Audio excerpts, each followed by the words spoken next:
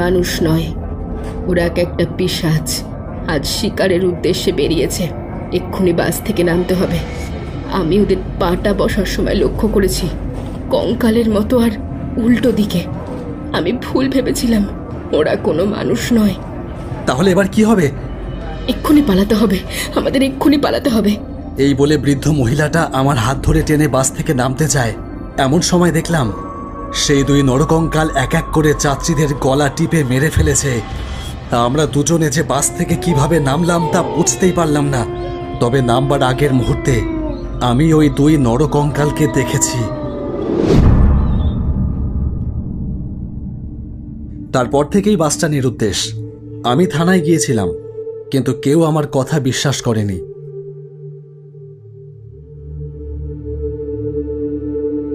তারপর থেকেই প্রায় প্রত্যেকটা রাতে ওই বয়স্ক মহিলাকে আমি দেখতে পাই। আমার বাড়ির আশেপাশে, মাঝে মাঝে নির্জন রাস্তাতেও দেখতে পাই।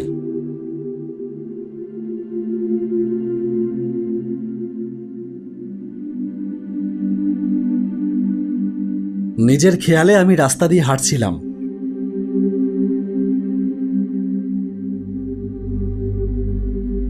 হঠাৎই দেখতে পেলাম রাস্তার ধারে সেই বয়স্ক মহিলা দাঁড়িয়ে আছে। তোমার সাথে একটু কথা ছিল বাবা। আমার ভালো লাগছে না। সেই রাতের পর থেকে যেন এক দুঃস্বপ্ন, পুলিশ, সবকিছু আমাকে ঘিরে ধরছে।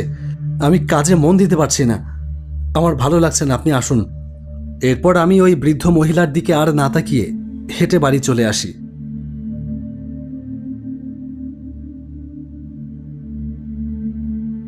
সেই রাতে আমি আবার এক দুঃস্বপ্ন দেখলাম।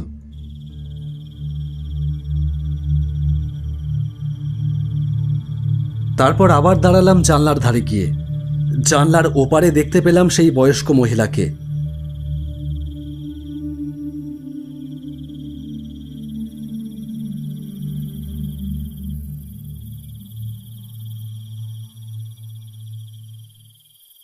আরে, আপনি এখানেও চলে এসেছেন?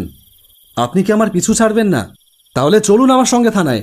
থানায় গিয়ে পুলিশকে সব বলবেন, চলুন। আমার কথা কেউ বিশ্বাস করতে চাইছে না, আমি পাগল হয়ে যাচ্ছি। আচ্ছা, ব্যাপারটা কি বলুন তো? আপনি কি আমার পিছু নিয়েছেন?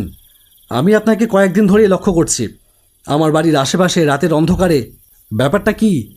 তুমি কি জানতে চাও? আপনি আমার পিছু নিয়েছেন কেন? সেই রাতে আমি বুঝতে পেরেছিলাম আমাদের সামনে বিপদ।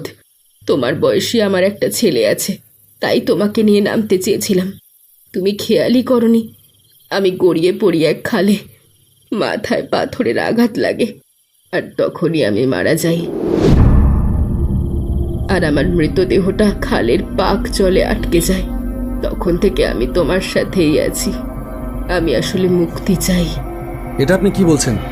এইরকমটা আবার হয় নাকি? আপনি কি আমার সঙ্গে মজা করছেন? তুমি এই ঠিকানায় একটু খবর দিয়ে দেবে? আমি এখনো ওখানে আটকে আছি। আর কিছুদিনের মধ্যে বাসটারও খবর পেয়ে যাবে। আর বিশ্বাস না হলে এই দেখো। আমি তার দিকে তাকিয়ে দেখলাম আস্তে আস্তে তার রক্ত মাংসের শরীর এক আস্ত কঙ্কালে পরিণত হলো, আর বারবার বলতে থাকে, আমাকে এই জায়গা থেকে বার করে ছেলের হাতে তুলে দে, নয়তো আমি ওই পিশাচ রূপেই ঘুরে বেড়াবো ওদেরই দলের একজন হয়ে। আমার ছেলের হাতে আগুন পেয়ে আমার শান্তি হবে। একটু করে দে বাবা, একটু করে দে। তুই তো আমার ছেলেরই বয়সী। চোখের সামনে এরকম ভয়ঙ্কর এক কঙ্কাল দেখে আমার মাথা ঘুরে যায়। আমি আর দাঁড়িয়ে থাকতে পারলাম না, দুটিয়ে পড়লাম মাটির ওপর।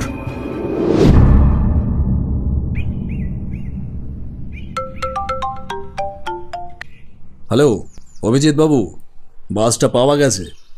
একটা খাদের ধারে পড়েছিল, কিন্তু এতটা দূরে বাসটা এলো কি করে?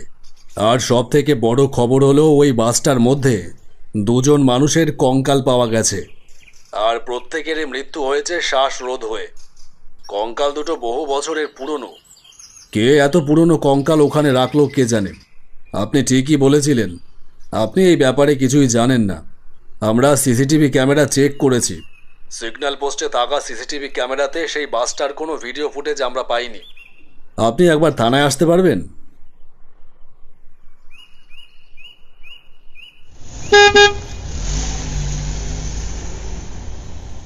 আপনার ঘটনা যদি সত্যি হয় তাহলে এটা একটা ভৌতিক ব্যাপার। আমরা প্রথমে ভেবেছিলাম আপনি যা দেখেছেন সব নেশার ঘোরে এবং থানায় এসে ভুলভাল বকছেন। আপনারা যে কঙ্কাল দুটো পেয়েছেন, ওই কঙ্কাল দুটো কি প্রাচীন কোনো পোশাক পরেছিল?